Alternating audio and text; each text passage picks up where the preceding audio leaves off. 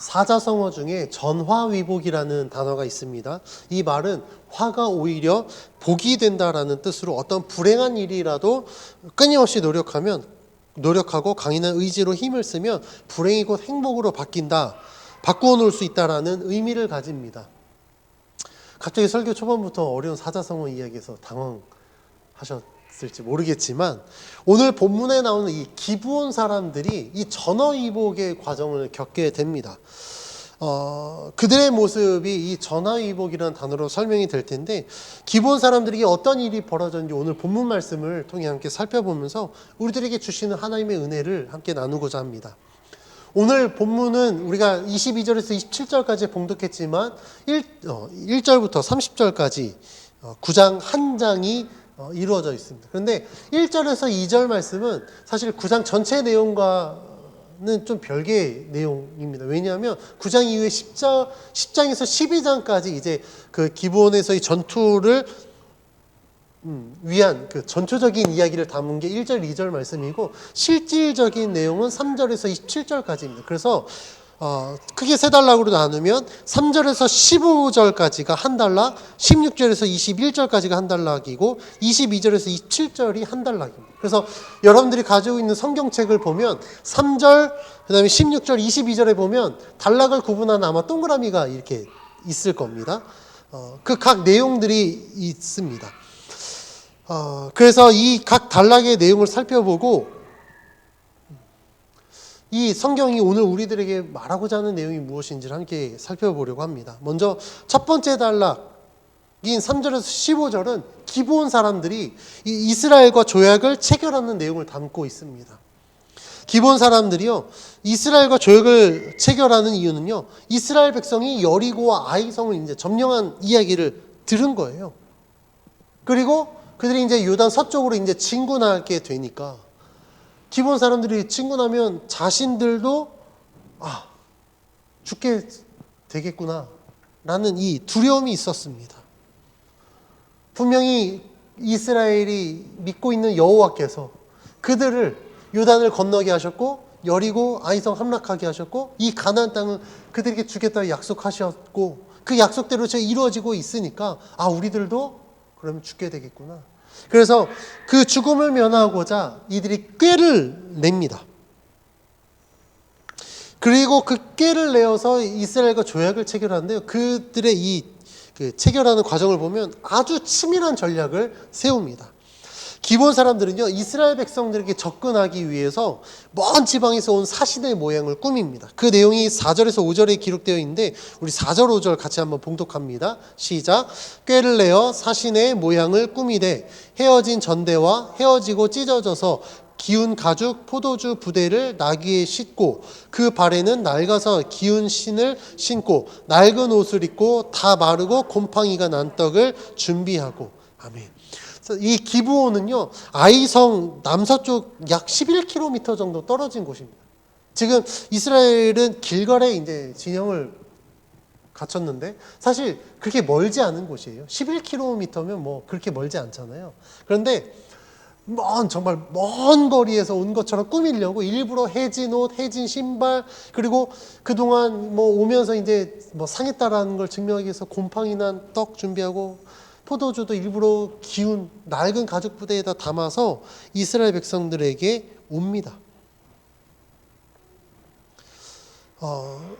그들이 이렇게 준비한 이유는요, 먼 길에서 온 사신이다라는 것을 지금 강조하기 위함입니다. 그런데 이스라엘 백성들이 처음 보고 처음부터 그들을 받아들이지 않습니다. 우리가 어떻게 해서 너희들을 받아들일 수 있느냐라고 의심합니다. 그래서 우리들은 너희들과 조약을 체결할 수 없다라고 이스라엘 백성들이 이야기할 때 기브온 사람들은 꾀를 내어서 다음과 같이 이야기합니다. 오늘 보면 8절에서 10절인데 8절에서 10절 말씀 같이 한번 봉독합니다. 시작.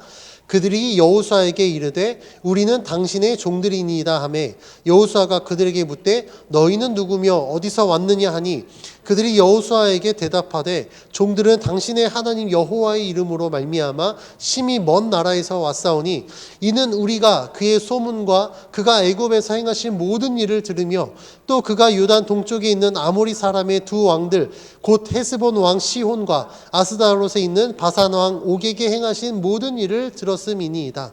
아멘. 기브온 사람들은 조약을 체결하기 위해서 8절에 기록된 것 같이 자신들을 이스라엘의 종들이다라고 표현해요.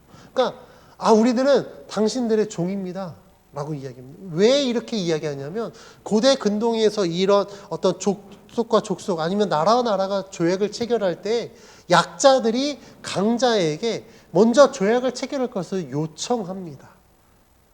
그래 우리가 약자라는 사실을 지금 인정해야 되는 거잖아요. 그래서 기브온 사람들은 우리들은 당신들의 종입니다라고 바짝 엎드린 거예요. 우리들은 당신들과 싸울 의지가 없고 우리들은 당신들을 이렇게 해야 할 의지가 없으니 우리들을 종으로 삼아 주십시오라고 지금 이야기하는 거예요. 그러면서 이야기하는 것은 무엇이냐면 두 가지 사실을 강조합니다. 첫 번째는 무엇이냐면 9절 말씀에 보면 기브온 사람들이 하나님 여호와의 이름으로 말미암아라는 표현을 합니다. 그러니까 이스라엘 백성이 믿을 수밖에 없는 한 가지 전제 조건을 이야기하는 거예요. 그것은 우리가 여호와의 이름으로 말미암아 지금 여기에 왔다라는 거예요. 그리고 또 한 가지 사실은 무엇이냐면 중요한 사실, 여호와 이름으로 말미암아라는 이 사실은요, 잘 기억해 두시기 바랍니다. 설교 후반에 이제 또 나올 텐데 기억하시고 기브온 사람들이 또한 자신들을 약자라는 사실을 증명하기 위해서 강자에게 바치는 선물을 꺼냅니다. 이 조약을 체결할 때 약자가 강자에게 요청한다고 그랬잖아요. 그러면 우리가 이 조약을 체결하기 위하여서 기브온 약자들은요, 그러니까 마치 조공을 바칩니다. 그러니까 선물을 준비해서 그들이 그 선물을 바치는 거예요. 그런데 이것들을 바치는데 어떻습니까? 아까 무엇을 준비했다고 했죠? 낡은 포도주, 그러니까 낡은 가죽 부대에 담은 포도주와 곰팡이 난 떡. 그래서 이제 설명하는, 우리가 처음에는 이거 뜨끈뜨끈한 떡이었고 막 구운 정말 맛있는 떡이었고 정말 고급진 포도주였는데 우리가 너무 먼 길을 오다 보니까 떡은 곰팡이 펴버렸고 포도주의 가죽 부대는 낡아버렸습니다라고 지금 이야기하는 겁니다. 이들이 이렇게 한 이유는요, 이스라엘 백성들에게 꾀를 냈는데 그들이 믿게 하기 위해서 이런 트릭을 지금 사용한 겁니다. 기브온 사람들이 이런 치밀한 전략은요, 이스라엘 백성에게 통합니다. 그리고 이스라엘 백성들은요, 기브온 사람들과 조약을 체결합니다. 그런데 이 조약 체결에는 아주 중대한 실수가 있었습니다.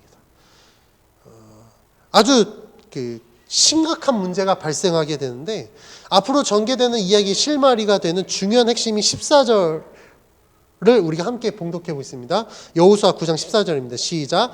무리가 그들의 양식을 취하고는 어떻게 할지를 여호와께 묻지 아니하고. 조약을 체결할 때요, 조약을 보증하는 보증이 있습니다. 우리가 뭔가 계약을 할 때 늘 보증이 있잖아요.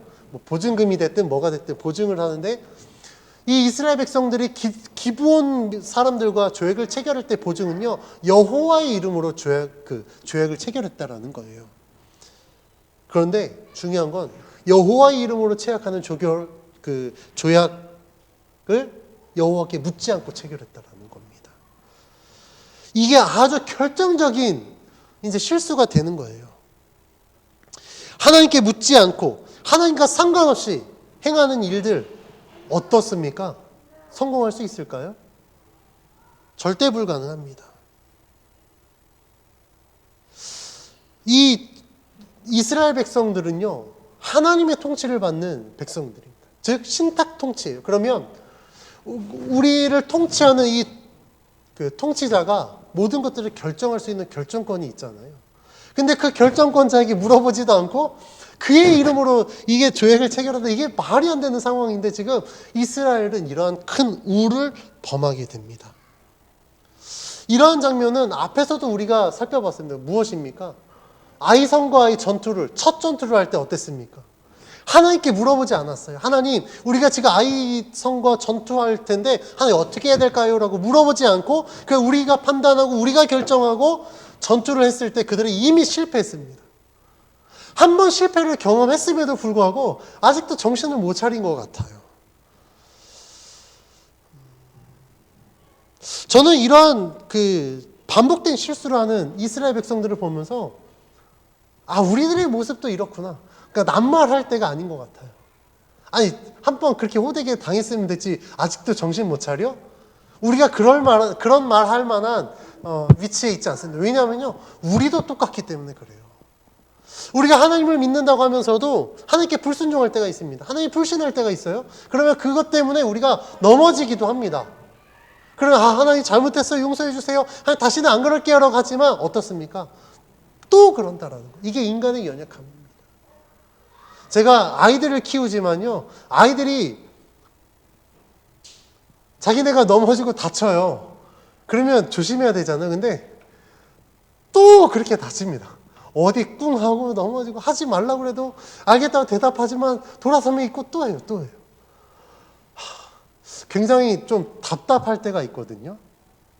근데 그 답답함 생각이 들 때마다 느끼는 건 나도 저랬을 때 저랬겠지?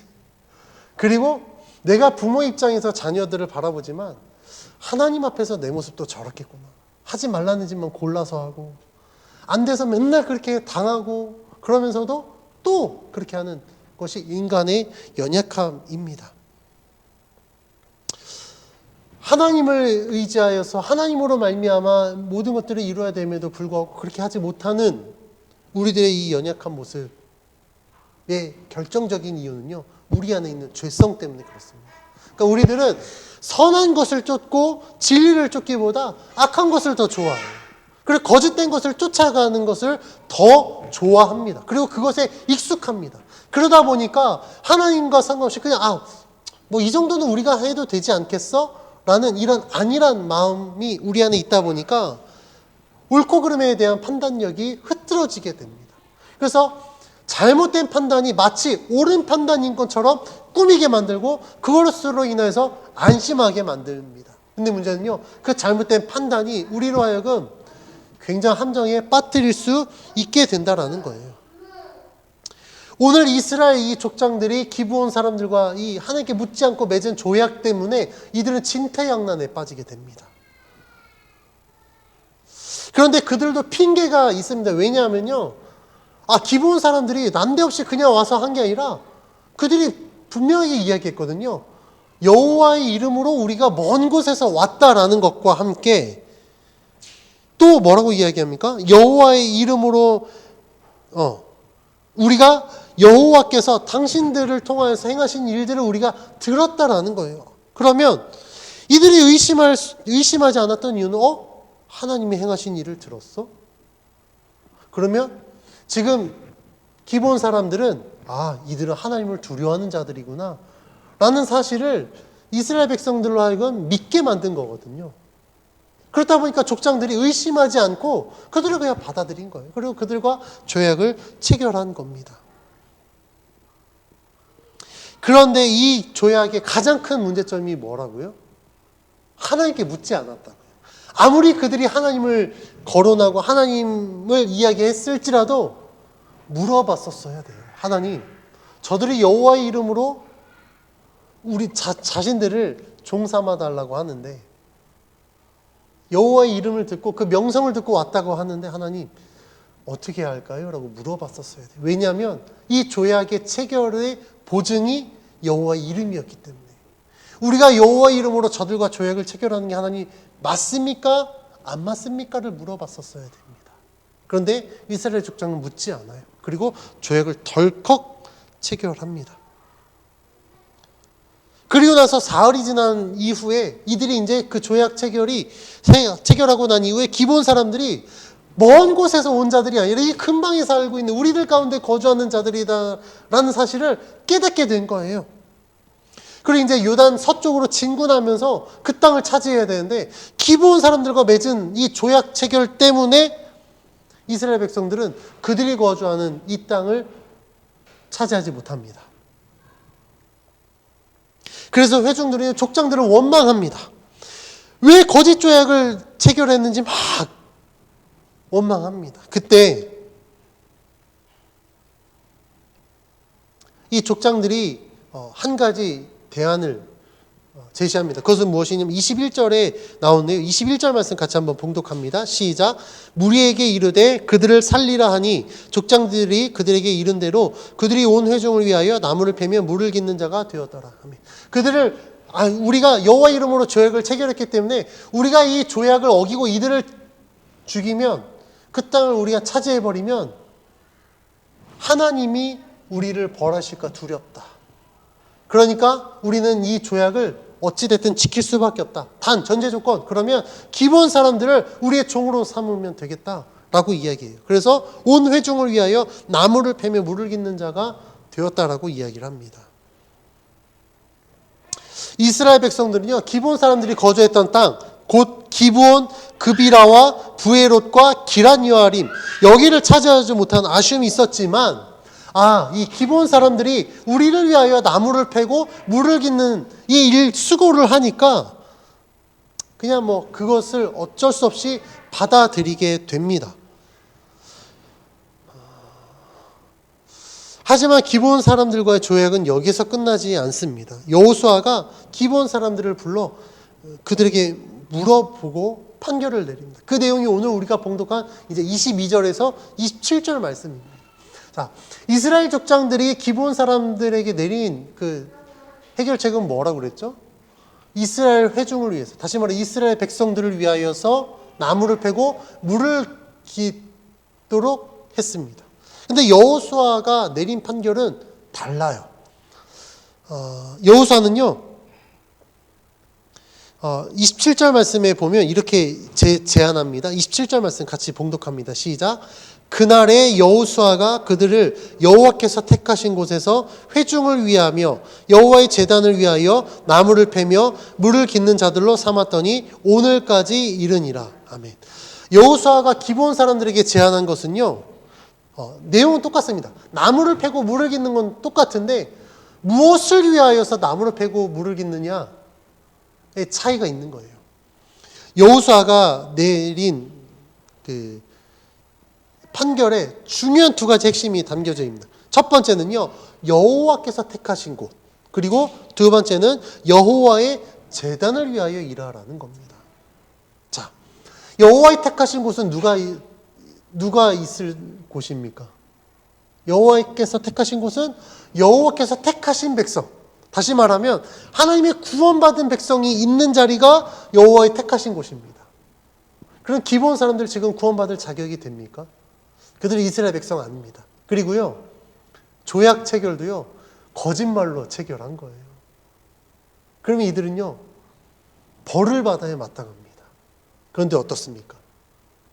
기본 사람들이 언약, 그 조약을 체결한 이 조약 때문에 그들은요, 일단 여호와께서 택하신 곳에 거주할 수 있게 되었습니다.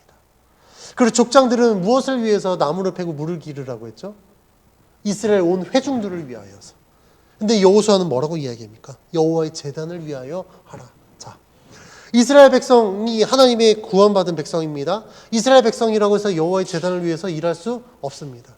여호와의 제단을 위해서 일할 수 있는 자는요, 선택받은 백성 중에서도 그 중에서 선택받은 자들, 곧 레위 지파만이 여호와의 제단을 위해서 일할 수 있었습니다. 그런데 이제 기브온 사람들이요, 이방인인데도 거짓말로 조약을 체결한 이 사람들임에도 불구하고 그들은요, 여호와의 제단을 위해서 나무를 패고 물을 깃는 자가 되었습니다. 이것은 곧 기브온 사람들이 하나님의 구원과 전혀 상관없는 사람들이었지만 지금 하나님의 구원받은 백성 안에 들어와서 하나님을 위하여서 살아가는 자들이 되었다라는 겁니다. 그러면 이것은요, 저주가 아니라 하나님 축복 아닐까요? 이것은 곧 하나님의 구원의 은혜를 이야기하는 것입니다.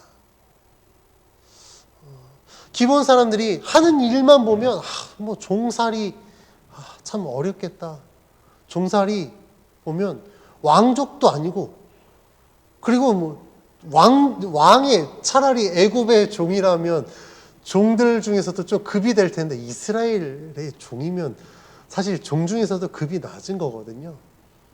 그런데 이 기본 사람들의 종살이는요, 그냥 일반적인 종살이가 아니라는 겁니다. 그래서 그들이 여호와께서 택하신 곳에서 여호와의 제단을 위해서 지금 종살이를 하고 있다 그러면 그들의 삶은 종살이 그 이상의 삶이 되는 겁니다. 그러니까 종살이가 아니라 그들은 그냥 하나님의 구원받은 백성이 된 거예요. 신분은 종일지 모르겠지만 본질적인 신분은요, 완전 뒤바뀌어서 구원 밖에 있었던 이방 민족들이 이제는 구원 안에 들어오게 된 것입니다. 하나님께서 이스라엘 백성들에게 행하신 일, 곧 여리고성과 아이성을 정복한 이야기를 듣고 다른 가나안 족속들은요, 동맹을 맺습니다. 그래서 이스라엘을 대적하기 위해서 전쟁을 준비합니다. 그 이야기가 아까 말씀드린 9장 1절에서 2절 말씀이에요. 그래서 막 사람들이 야 우리 동맹 맺자. 야 이스라엘이 이 가나안을 정복하지 못하도록 우리 땅을 지키고 우리 백성을 지키자라고 해서 전쟁을 준비합니다. 그런데 기브온 사람들은요, 다른 방법을 택합니다. 그들과 동맹을 맺고 이스라엘과 대적해서 전쟁을 치룰 것이 아니라 꾀를 내어서 야 우리가 그 안에 들어가서 우리의 목숨을 건지자. 꾀를 내는 겁니다. 기브온 사람들의 이러한 모습은 마치 라합과도 같습니다. 라합 어떻습니까? 여리고 사람들이 여호와께서 이스라엘 백성들에게 행하신 일들을 듣고 모든 사람들이 다 두려워 떨었어요. 이제 우리 죽었다. 이제 큰일 났다. 그냥 거기에서 좌절하고 낙심했습니다. 그러나 라합은 어땠습니까? 이방 여인이었습니다. 그리고 기생이었습니다. 하나님의 구원과는 전혀 상관없는, 구원받을 수 없는 라합이었지만요, 그는 용기를 냈습니다. 그리고 이스라엘의 하나님께서 내가 믿으면 하나님께서 나도 구원해 주시지 않을까? 그래서 라합이 어떻게 하죠? 정탐꾼을 숨겨줍니다. 사실 라합도 거짓말해요. 막 그 여리고 사람들이 이제 정탐꾼 잡으러 왔을 때 이게 저 멀리 간 것 같아. 그러니까 쫓아가봐. 얼마 안 됐으니까 지금 너희들이 가면 잡을 수 있을 거야. 표면적으로 보면 거짓말은 잘못된 거잖아요. 근데 라합은요, 하나님의 뜻을 이루기 위하여서 그들을 위해서 이렇게 행동한 겁니다. 그래서 모든 여리고 사람들이 똑같이 하나님께서 이스라엘 백성을 통해서 행하신 일들을 들었지만 라합은 하나님의 구원을 사모해서 구원받은 것처럼 기브온 사람들도 모든 가나안 족속들이 지금 여호와께서 이스라엘 백성에게 행하신 일들을 듣고 그들은 전쟁을 준비했을 때 기브온 사람들은 이스라엘 백성들에게 야 우리가 종이 되어도 좋으니까 우리를 살려줘라. 여호와의 이름으로 조약을 체결하고 결국에는 구원을 받게 된 것입니다. 이 사건을 통해서 저는 하나님의 이 구원의 은혜와 그 하나님의 크신 사랑을 발견하게 됩니다. 어떤 사람이 구원받을 수 있습니까? 사실 여기 있는 우리 모두는요, 하나님 앞에 구원받을 자격이 없습니다. 당당히 나는 이런 자격으로 구원받았습니다 라고 말할 수 있는 사람 아무도 없어요. 우리들은요, 어떠한 신분, 어떠한 혈통, 어떤 것으로도요, 하나님의 구원받을 만한 자격이 없습니다. 그럼에도 불구하고 우리는 지금 구원받은 하나님의 백성이 되었습니다. 이걸 뭘로 설명하겠냐는 거예요. 돈으로 구원받았습니까? 아니면 신분으로요? 아니요. 아무것도 필요하지 않습니다. 하나님의 구원은요, 오직 하나님을 믿는 믿음이 구원의 조건이 되는 겁니다. 자, 라합도 그렇고 기브온 사람들도 그렇고요. 모세가 기록한 율법의 기준으로 따지면 그들은 절대 구원받을 수 없는 자들이었습니다. 왜냐하면 부정한 자들이었거든요. 그런데 어떻습니까? 오늘 말씀해 보면 하나님의 구원의 바운더리 안에 이스라엘 족속만 있지 않았습니다. 출애굽부터 그랬었어요. 이스라엘 민족들만 출애굽한 게 아니거든요. 그들이 출애굽할 때 다른 이방 족속들도 같이 출애굽했습니다. 그래서 라합도 그들과 함께 동참하고 제 기브온 사람들도 함께하고. 그러면 우리가 하나님의 구원을 생각할 때 하나님의 구원의 조건은 어떤 혈통이나 신분이 아니라 하나님을 향한 믿음이구나라는 사실을 알게 됩니다. 그리고요, 하나님은요, 어떤 사람들이든지 간에 내가 하나님을 믿겠다라고만 하면 하나님은 그 믿음으로 그를 구원해 주신다라는 사실입니다.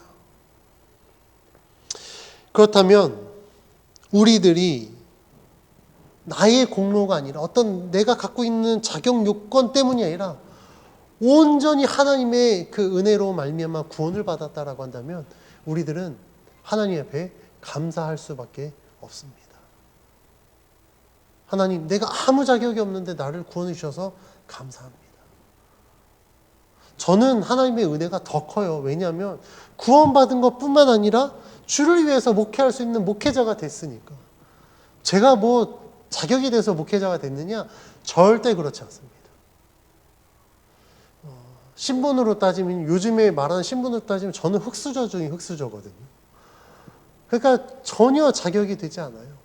그럼 무엇으로 됐느냐? 오직 하나님의 은혜입니다. 제가 똑똑해서 목회자가 될 수 있었던 것도 아니고요. 하여튼 아무것도 능력이 되지 않습니다. 신앙이 그럼 우리 집안이 신앙이 3대 4대냐? 아니요. 그렇지 않아요. 저희 부모님이 1대 신앙입니다. 신앙의 경력도 굉장히 짧아요. 그런데 구원받은 백성이 됐을 뿐만 아니라 목회자가 될 수 있었던 것, 이걸 뭘로 설명할 수 있냐? 딱 한 단어. 그것은 하나님의 은혜라는 겁니다. 우리가 하나님의 은혜로 구원받은 자가 되었다라고 한다면요, 우리는 그 은혜에 감사할 수 있는 삶이 되어야 됩니다. 그런데 우리들의 삶의 감사가 사실 넘치지가 않아요. 왜냐하면 기껏 내가 믿겠다라고 했는데 고작 사는 삶이 종살이야? 차라리 내가 죽고 말지. 내가 동맹에서 이스라엘과 싸워서 이기고 말지. 뭐 한다고 이스라엘의 종살이 되고자 여기까지 왔겠냐라고 기본 사람들이 했다고 한다면 그들은 구원 못 받았을 겁니다.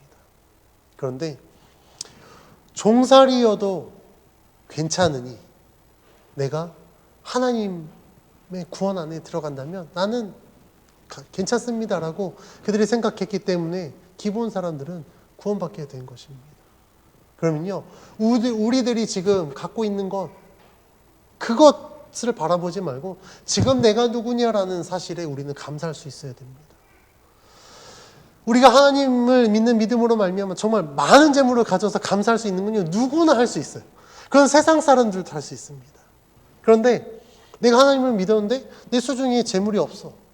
그런데 내가 하나님의 자녀라면 그 자녀라는 신분 때문에 우리는 감사할 수 있어야 된다는 겁니다. 기본 사람들은 표면적으로 보면 종살이를 합니다. 종입니다. 아까 제가 말씀드렸죠. 차라리 애굽의 종이면 종의 급수 중에서도 그래도 괜찮은 종이에요. 어차피 종 할 거면 차라리 대통령 종하는 게 낫지. 또 종살이 하는데 그냥 여기 소상공인 종하면 급이 다르지 않습니까? 그런데요, 똑같은 종살이를 하는데요, 내가 하나님을 위한 종살이를 한다면요, 그것은요, 화가 아니라 복이 됩니다. 그래서 서두에 말씀드린 전화위복이 이 기본 사람들에게 임한 하나님의 은혜다라는 사실입니다. 그래서 우리는 우리들의 삶 속에 다른 어떤 조건들보다도 내가 오직 주를 위한 삶을 살아갈 때 그 하나님으로 말미암아 감사할 수 있는 삶을 사시기를 간절히 축원합니다. 시편 85편에 보면 주의 궁정에서 한 날, 주의 장막에서 한 날이 궁정에서 첫날보다도 더 낫다라고 시편 기자는 고백합니다. 어떻습니까? 궁정에서 사는 게 훨씬 낫지 않을까요? 궁정에서 첫날 사는 게 훨씬 낫지 않을까요? 근데 시편 기자는요, 장막일지라도 그 장막이 주의 장막이면, 그날이 하루이면 저 궁정에서 첫날보다 훨씬 더 낫다, 훨씬 더 감사합니다라고 고백할 수 있는 그 이유가 무엇이겠습니까? 그는요, 하나님의 베푸르신 은혜가 세상의 그 어떤 것보다도 더 값지다라는 사실을 경험했기 때문에 그렇습니다. 오늘 말씀의 제목이 종살이의 축복입니다. 종살이라고 하면 굉장히 부정적인 이미지잖아요. 종살이가 뭔 복이야, 저주지라고 할지 모르겠지만 누구를 위한 종살이냐? 사람을 위한 종살이면 그건 저주가 맞습니다. 그런데요, 종살이를 했는데 이 종살이가 하나님을 위한 종살이라면 그건 전혀 다른 이야기입니다. 우리들의 삶이 예를 들면 가난하고 궁핍한 삶이다. 근데 누구를 위해서 가난하고 궁핍하게 됐느냐? 내가 잘못해서 재산 다 탕진하고 다 날려먹고 요즘에 화두가 되고 있는 비트코인에 투자했는데 지금 거의 절반 이상 값이 떨어져서 지금 막 낙심한 사람들 많거든요. 그것 때문에 쪽박 차는 거는 당연히 화일 겁니다. 그런데 주를 위해서 내가 가난하게 됐다. 그건요, 가난한 삶이 아닙니다. 주를 위해서 가난한 자는요, 오히려 훨씬 더 복된 자가 됩니다. 그래서 성경에 나오는 팔복에서도 의를 위해 줄인 자 뭐라고 이야기합니까? 그는 복되다라고 이야기해요. 주를 위해 줄인 자는요, 주를 위해 궁핍한 자는요, 하나님이 채우십니다. 주를 위하여서 종살이가 된 것은요, 복이다라는 사실입니다. 그래서 우리들도 우리들의 삶 속에 내가 지금 누구를 위해서 살아가고 있느냐, 내 신분이 누구냐라는 이 사실을 분명히 기억하셨으면 좋겠습니다. 우리 성도님들이 하나님을 위해서 살아간다면, 정말 하나님께서 구원해 주신 하나님의 자녀라고 한다면 여러분들이 지금 겪고 있는 어려움들은 전혀 문제가 되지 않습니다. 그것은 저주가 아니라 오히려 하나님의 은혜를 경험할 수 있는 복이 될 수 있다는 사실을 기억하여서 낙심하고 넘어지지 말고 하나님 앞에 기쁨으로 살아가는 삶이 되어지기를 간절히 축원합니다. 하나님으로 말미암아 힘을 얻으시길 바랍니다. 그래서 이 기본 사람들에게 있었던 이 전화위복의 이 은혜가 우리들의 삶 속에서도 동일하게 임하기를 주의 이름으로 간절히 축원합니다.